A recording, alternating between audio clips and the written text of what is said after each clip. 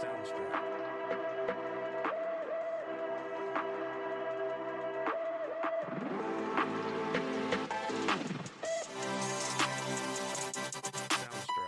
views and opinions expressed on this platform are of me, myself, and I, not any agency I'm affiliated with. So please do not take what I say personally. Today on the podcast, I have my first female guest, one of my good friends over at the agency I work at. Her name is Liz Reeder. Very happy to have her on. I'm happy to be here. If you want to, we'll just go ahead and jump on in. If you want to, give me your background, tell me about your journey in EMS, why you got into this job, your start from EMT basic to paramagician, what you got? Paramagician. Ooh, all right. Let's call myself that. No. So I originally wanted to be a nurse, and so I was doing all those prereqs, and I was in human biology or whatever prerequisite, and I was literally just sitting there, and I had a premonition. I was like, you should be an EMT. And I was like, yeah, I should be an EMT, and I changed my major that night. No thought. I was just like, this feels right. And then I literally changed my major, and I changed all my courses for the next semester to the EMT basic courses, and then I went there, and they were like, hey, we have a bridge program, so you can be an RN. And I was like, this is perfect, because I'll just still be an RN. And the more I learned, the more I saw, I was like, this is, okay, I don't want to be an RN anymore. And then I was also working in the hospital as a CNA. And I was like, man, I really want to be a nurse to get experience. When I started, and I worked on the med surg floor, and I saw what nurses do, and I was like, this is not what I want to do. I've changed my mind. I don't want to pass meds all day, and I, certainly don't like wiping butts. So right. I was like, maybe I'll just be a paramedic. So that I did. And here I am today. Well, I'm glad you made the choice. I think it was the wise choice.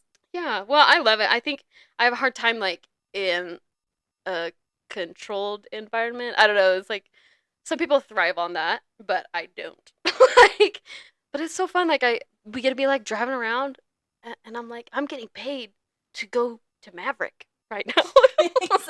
I gotta go to the gas station, and I'm making money. No, I love it. I also realized I'm a bit of a control freak.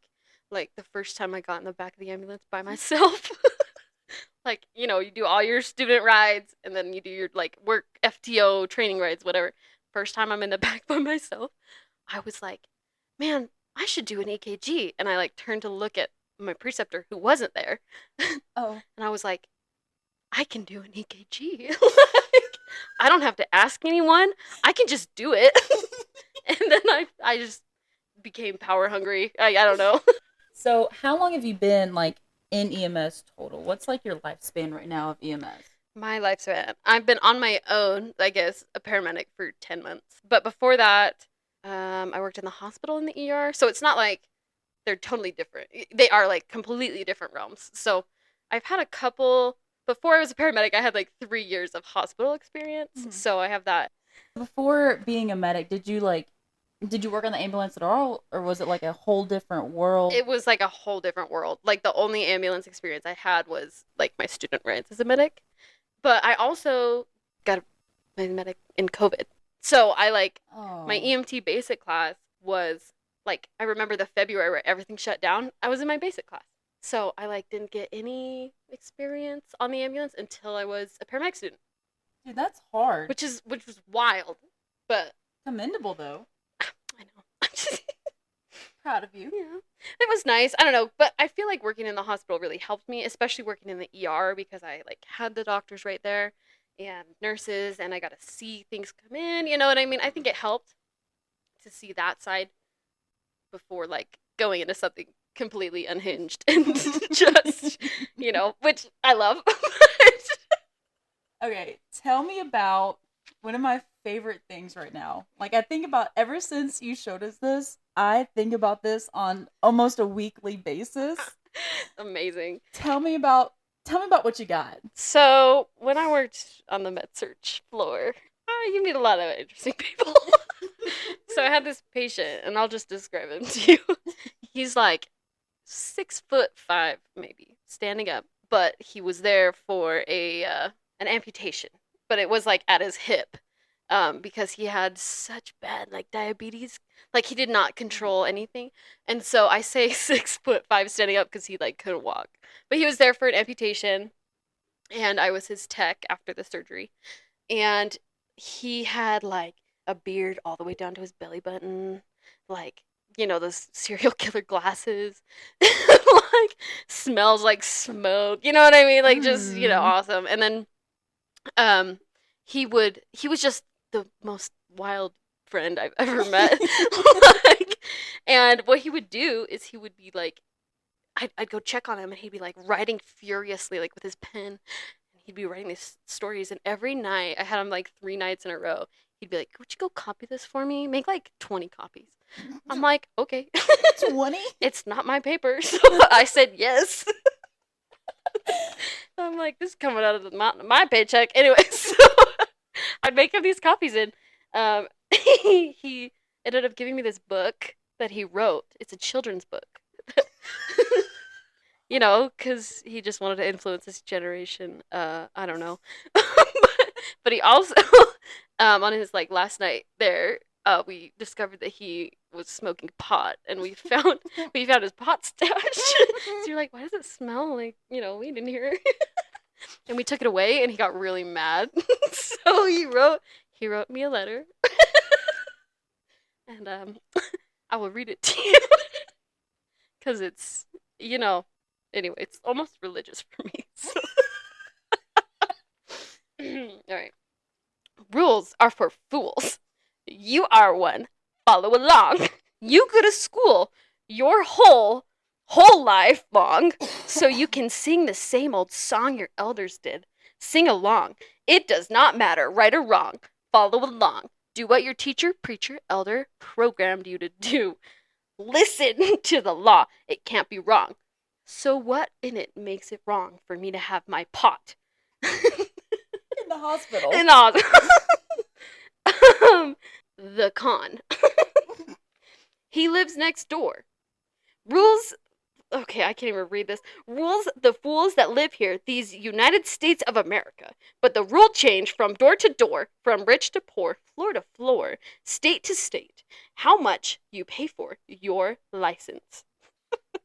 Rules for rich, for poor, for the color of your door. Your skin does not matter. You were programmed in school to do it our way. Confused? Go to jail. And think, how can we change the rule for the overprogrammed tool that tells us what to do?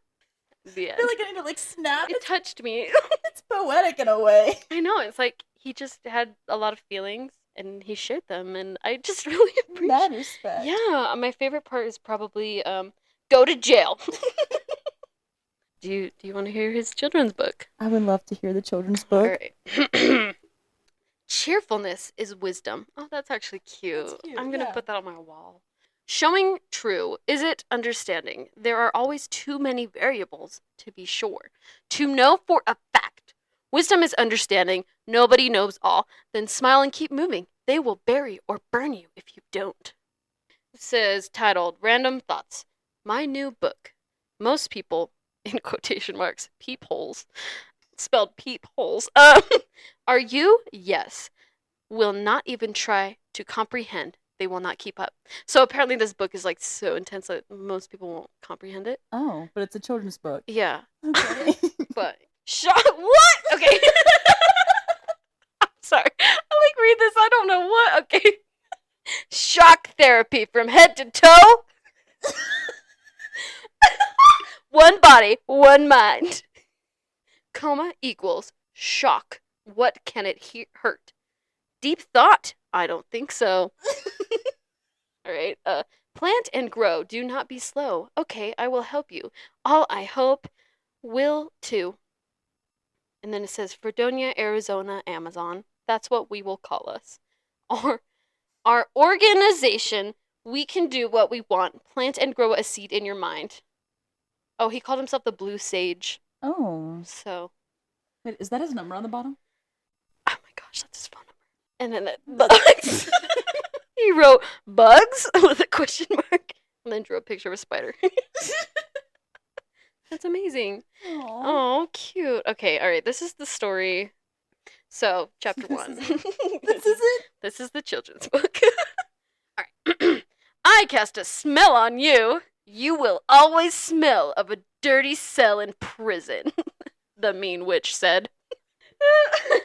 But he laughed and laughed. She's a good witch now. Until his first date. The good-looking girl said, "You stink. I will not stay close to you. Goodbye." Now this started him thinking. He became a public speaker for his kids. For kids. Oh. He would tell the smell spell story, then let them smell him. Your kids can smell me. A witch cast a spell on me. I mean, at least, like, you know, well, I wish that I could say that. Yeah. Then I wouldn't have to shower. Right. It's all the witch. Yeah, the witch did it. Okay. Let's see. Then he would talk to the kids about real life. He had been in jail and prison, 20 or more different jobs. And he could talk. He could talk. He knew lots of things. Beaver, the Inverman, diet law, etc. Oh, I think he means the environment. Oh, okay. That I was like, what? Inverman? I know the Inverman. Okay.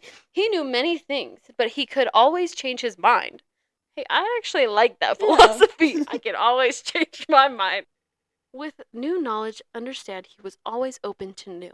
He could set in his ways, but he could accept change. Wow. Oh, okay. This is a pace change. Uh, Well, the coyotes came in that night. They killed his knee. Most of the skin was gone. Just tendons, gristle, and bone, left in a queer way. It felt good to him. Oh my god. He yelled at them, "Come back, you sons of finish the job!" Then Lucky showed up. He What what? is Lucky? I don't know. The coyote? It's the witch. Oh, Lucky showed up.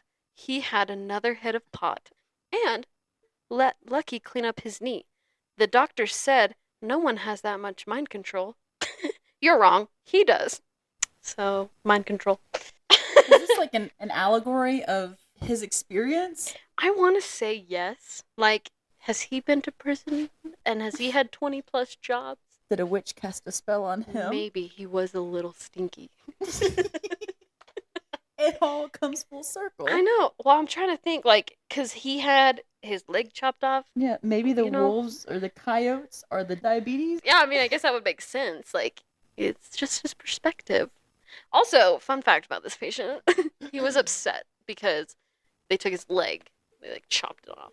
Right. And he was super mad because he wanted his leg back. So he's like, you know, yelling at the doctors, like, "I want my leg back." And they were like, "Why do you want your leg back?" Anyway, because I remember the first day I had him, he was super upset that he couldn't have his leg.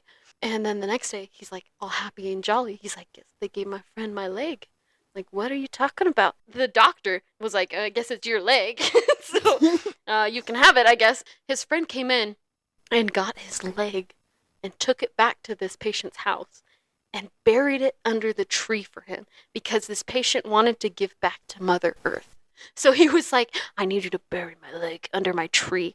And his friend did. So there's a whole leg, I kid you not, from like the hip down, diabetes infested leg under this guy's tree. Under the- Yeah, for Mother Earth. Eat up, Mama Earth. Eat up! Dinner's ready. You don't like this one. You're gonna like this. It's just sweet. Diabetes. Anyway. Grizzled. Grizzled. Let's see. I remember reading this. This is my favorite part. Abstinence is one way to hell. I just can't get over that. I'm like, yeah. All you virgins, get jiggy. Because the time is now.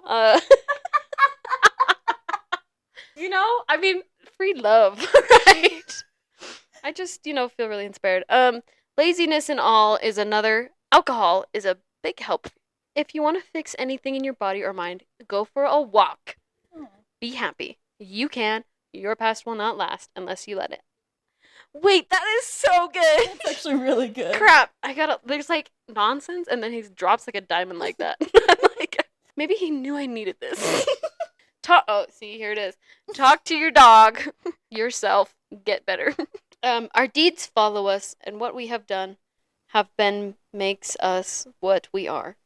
Just definitions either prevent or put an end to disputes. No man is happy without a dream, a delusion of some kind. Delusions are as necessary to our happiness as realities. There is always hope, even if the one who needs to see it does not. Wait, okay, this is actually like good. I've never read like past the abstinence part, so maybe that's my problem. At the same time, though, Liz, like, talk to your dog and yourself, and you'll be better. Like, I mean, when I yeah, talk to myself, people ask questions. that's true, but that means you're just talking to yourself in the wrong places. You're right. Because, like, if I talk to myself alone in the shower, then nobody's gonna get mad at me. But That's if true. I'm at Walmart, actually, Walmart's not. If I'm at Costco, Yeah, I was gonna then, say, we then, need higher class. then they'll, take care. Yeah, might call the cops, but But I will get better. I will get better. Let's see. Okay. My mind cannot rest in the present world, for it can conceive and believe in a better world to come. Belief in a better life to come is my reason for life. I will work for that life and any ways I can. I will work to get the kids on the green track trail. I will think they can. They will help me. We can make our earth green and alive. Greenhouses will work. They are a good place to start. You have to walk if you can. He can't walk. Yeah, I was about to They say. took his that's- leg off. P.S. If you want to understand the human mind, study philosophy. Think, what makes me tick, tick, tick? And then he signs it, the Blue Sage.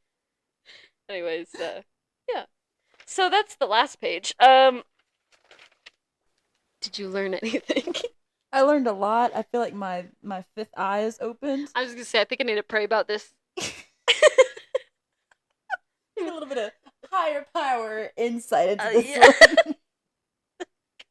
I mean, hey, he's living his truth. Yeah, I don't know where he's at right now. I think about him sometimes, and I just, like, he's probably dead, like, realistically. Probably. But, I mean, I hope he's okay. Building greenhouses somewhere. Right, making the earth green again. Exactly. So, yeah, that's my patient that will stick with me forever. My little present. There's so much good that we can all glean from that. Yeah, I'm gonna, think about it. Journal about it. Pray about it. Pray about it. So in your journey of like pre-EMS, now you're in EMS. And like I know like you said you've only been doing this, 10 months, whatever. It's still plenty of time to wonder why you even joined EMS, like why even Every day. as soon as I clock in. So like overall, like what keeps you going in EMS and like what helps prevent burnout? What keeps you going like when you're driving into work? Like what keeps you from putting the car in reverse and saying nope? Wrapping around the telephone pole. Sorry, is this PG? I don't know.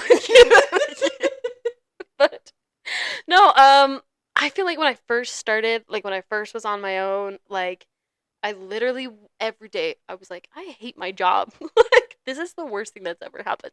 Not, but like I literally would go home and just like cry because I was like, this is so bad. But then I also was picking up all these extra shifts. I didn't have like a set like partner or station or shift. Like I was on your facility. I worked like 4 days a week, and then I would get held over or pick up, and you know what I mean, like just working so many hours and not consistently. And I feel like I never saw my family. I never saw my husband. Like it sucked. And I literally was like, why am I doing this? And I remember thinking like, I'm putting so much energy into this company that honestly doesn't really care about me. And so one day I literally just like, I can't remember. I was like emailing like scheduling or someone in charge, and I just kept, I think it was about my schedule. Something dumb. It was like minute. And I couldn't get it figured out, and they like wouldn't email me back. All this stuff kept happening, and I literally remember one day I just like I snapped. No, I just like decided that this can't be like my priority. And I think up until that point, it had become like I'm a paramedic. I do EMS. Like it was like a part of my personality. You know what I mean? I feel like a lot of people do that.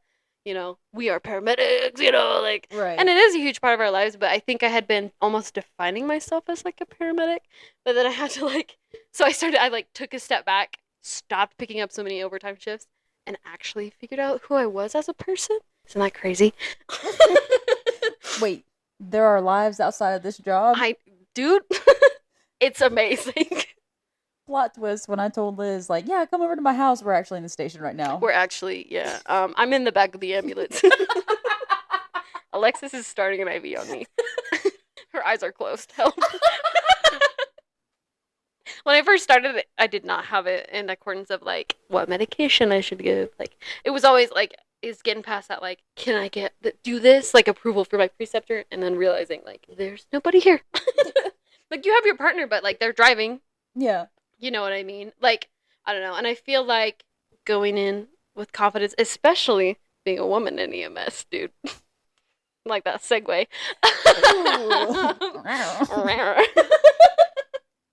Because, like, I found, okay, especially with certain fire departments that we work with, Yeah.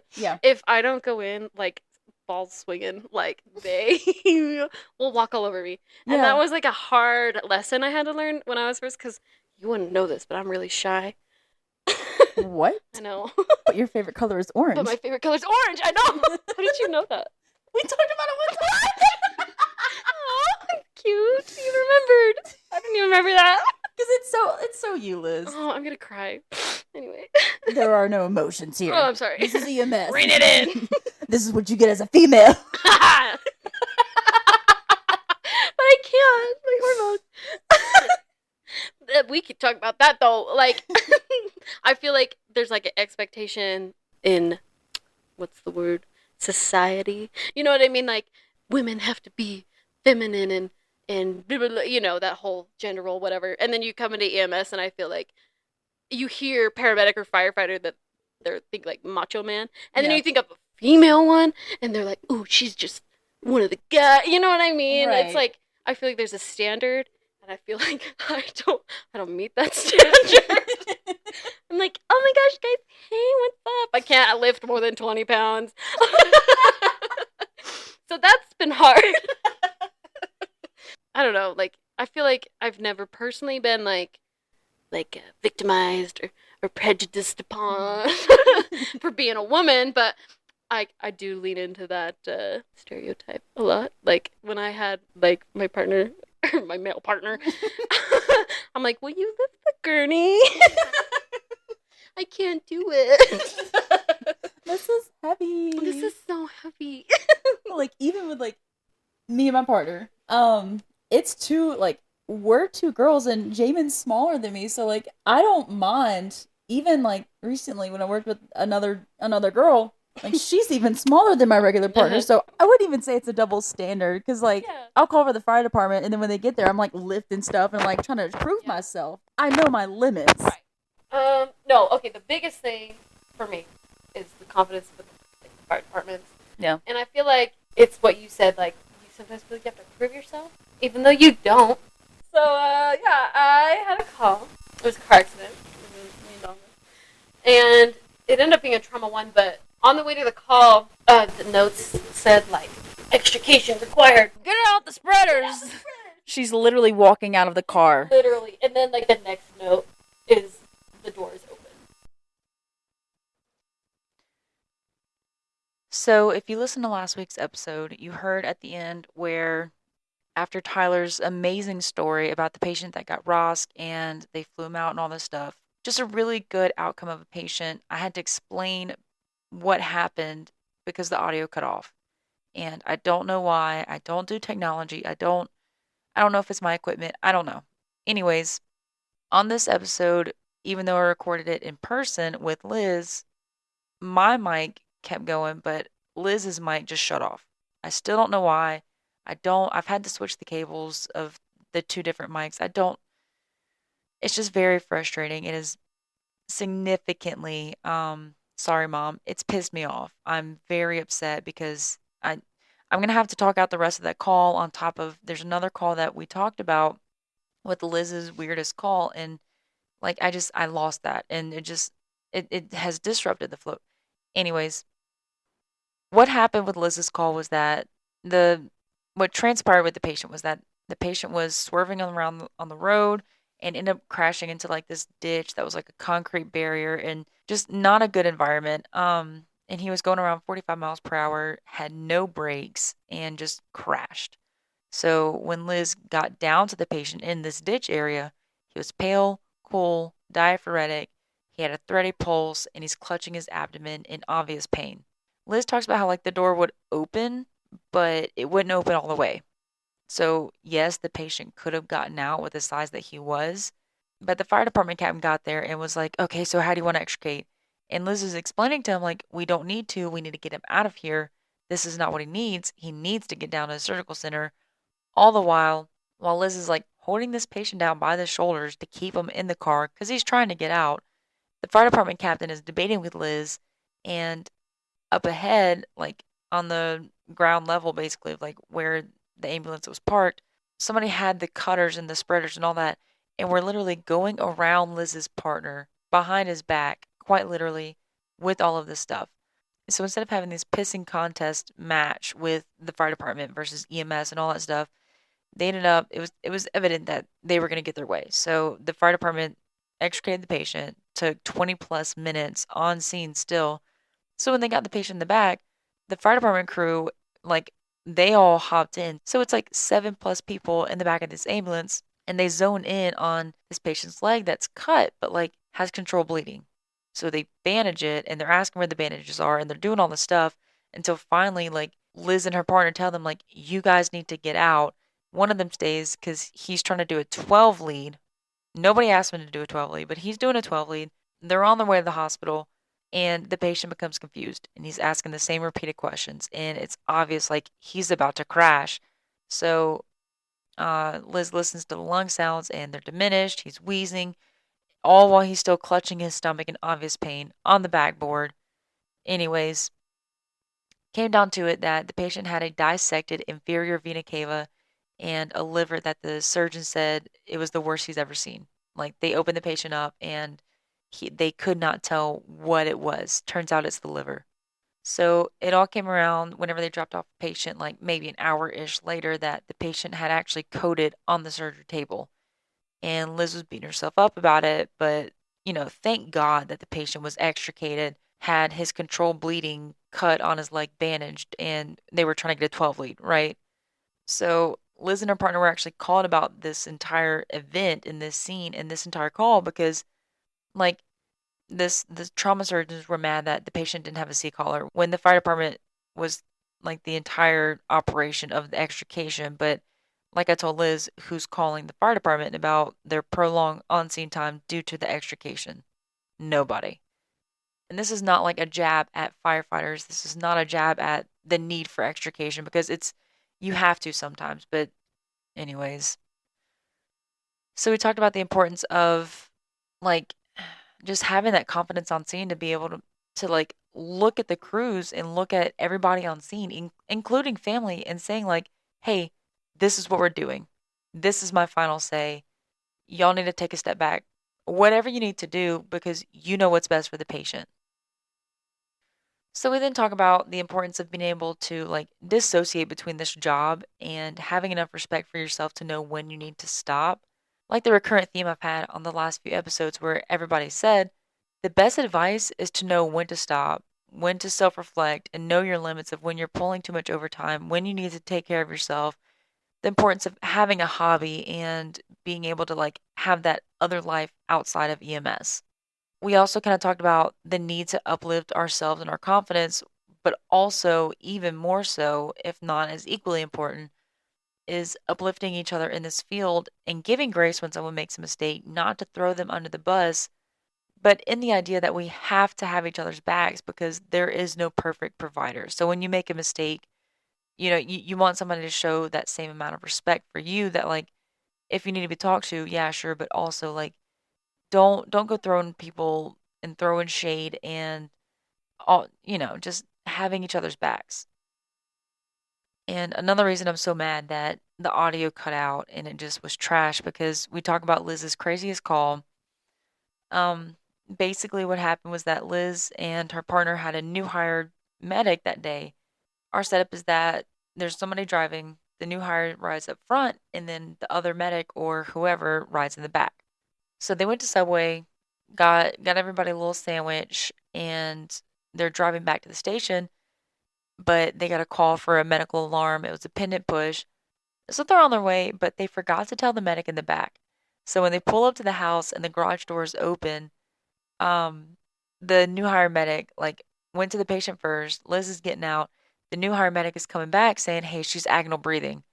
So they found the patient between the car and the garage, and she's like on the ground, just not responsive, all of the things. So when Liz goes back to the truck with the new hire medic and they're grabbing all the things, the medic in the back literally steps out, and you'd have to know this medic. He steps out with his Subway sandwich in hand, still chewing on a bite, and says, "Wait, are we on a call?" And they're like, "Yes, she's not breathing." And like, it's just, God, it's such a funny. I mean, it's unfortunate for the patient, but it's hilarious. So they load the patient up and they get the patient into the back, and fire department's there, and they're about to intubate, and one of the fire department crew members looks over and he's like, "Hey, is that a sandwich on the counter?" And they look over, and in the back of the ambulance, the medic had placed his sandwich like on the counter next to the captain's chair where like you sit if you're doing ride times or anything. And literally like it's just sitting there. That's part of this call now. So also they did have a C collar on this patient. Um it just, oh God, it's so funny, and I'm so sorry that the audio cut out. Later on, I asked Liz like if there was anything she would change, about her journey in EMS, if she would still go into it, and she said she wouldn't change anything. I agreed, and I'm gonna throw in my part of that audio, and you can hear like it's screwed up. Just I don't know what happened, and I'm so sorry. I will resolve this before next week. I'm sorry, I'm getting emotional. Yes. I was so excited to get my patch from the get go and like, yeah, I'm gonna be a paramedic, and then I get it and I'm like, everything's gonna make sense. I'm so excited to do this. And then it's like after the first week, after a couple of like critical calls, almost back to back, I just remember driving home and I'm like, I don't know why I've done this. So like if I could go back of like what I've learned now and the confidence thing, how much more confident I feel now, and like if I could go back to myself and be like, hey, I know you don't think you know what you're doing and you feel really inadequate and like everything's about to change, but if you could go back right now, you're going to meet Liz, you're going to meet all of the group work babes, you're going to meet all of these amazing providers, and like you're going to meet so many patients that even like in this state you don't even know, like it's worth it. Just keep going. Anyways, so we talk about how this job really changes you, and the importance of how, like Liz talks about, the importance of how you can make an impact on your patients. And in turn, your patients impact you, and this job just, it changes you, but it's worth it because there's no other job like this job. So, overall, like Liz was a breath of fresh air. She is one of the most uplifting and supportive friends that I have, and I'm so thankful for her. Somehow we got onto the topic of, I think I said something about like Liz is a queen or something like that. And I mentioned something like whenever everyone was like, "Oh, the Queen of England's dead," I was like, "No, Liz is fully alive and well." And Liz ended up giving me the most epic closing of any episode I've had so far. I think it's going to be like comparable to no other episode closing. So when you hear the closing, it's Liz giving the sign off, and she adds in like the England anthem or something like that. It's like the Queen song. So I'm gonna add that. I'll add the bloopers, and I'm sorry the audio's jacked up. I'm gonna be working on it. But with that, This is 22 at the Lit podcast. Signing off.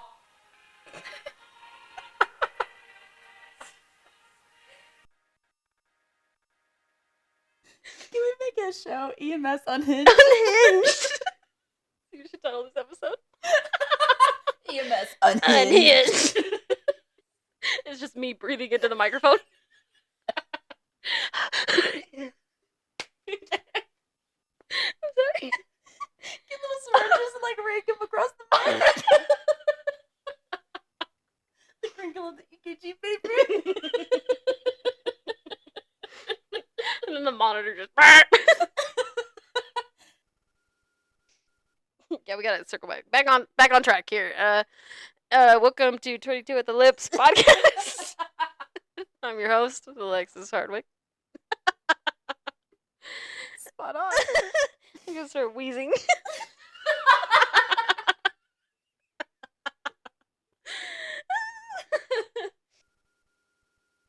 Been running like the entire shift, and then you're posted up. Like, yeah, you can do your chart while you're posted, or I could like catch a 30-minute nap real quick. Maybe I'll sleep so I don't crash the ambulance.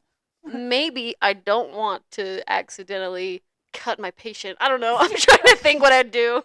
It's hard to remember dosages of Yeah. very important medications at 3 o'clock in the morning. As Exactly. I'm trying to save this 2-year-old. They're not breathing. But you know what?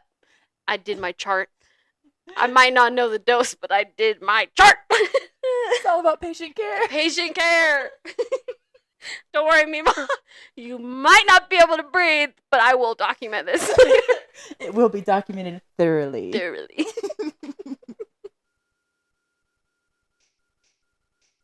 If patients knew how scared I am sometimes, Dude. versus like how scared they are, they'd probably like take themselves to the hospital. They're And I like- wouldn't blame them. I'm like, please drive your own car. There are certain calls that I'm like, I am more terrified than this entire family. The family's all like, oh, save him. I'm like, I don't know how. I'm crying, okay. We should call somebody who can help. Seriously. We need to call an adult. No, you are the adult. What is it? You are 911.